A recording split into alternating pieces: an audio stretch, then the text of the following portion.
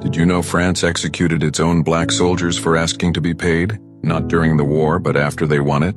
During World War II, thousands of African soldiers fought for France. They were recruited from across West and Central Africa and placed into colonial regiments often called the Tirailleurs Sénégalais, though many were not Senegalese at all. They wore French uniforms. They carried French weapons. They fought and died for a country that was not their own. They defended France when France was occupied.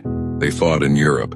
They endured cold, hunger, and combat far from home. Many were captured by German forces and survived brutal prisoner of war camps. Many watched fellow soldiers die. When the war ended, they believed they were returning as veterans.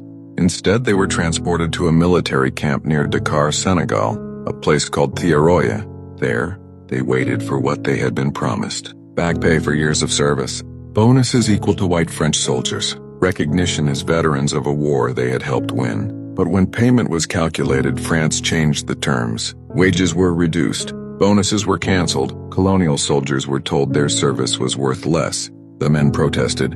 They did not attack. They did not revolt. They asked questions. They asked for the money they were owed. France labeled this mutiny. On December 1, 1944, French forces surrounded the Thiaroye camp. Armored vehicles were positioned. Machine guns were aimed at unarmed soldiers. At dawn, French troops opened fire. African soldiers, still wearing French uniforms, were shot inside the camp. Some were killed instantly. Others were wounded and left to die. Some were hunted as they tried to escape.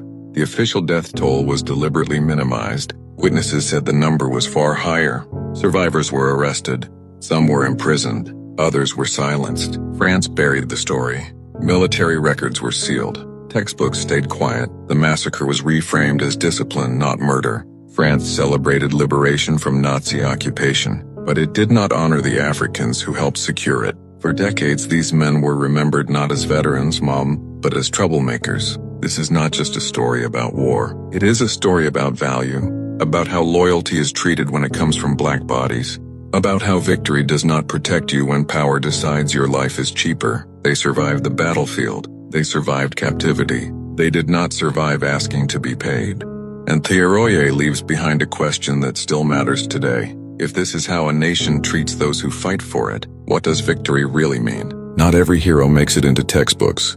Histora brings them back. Follow Histora for more truth.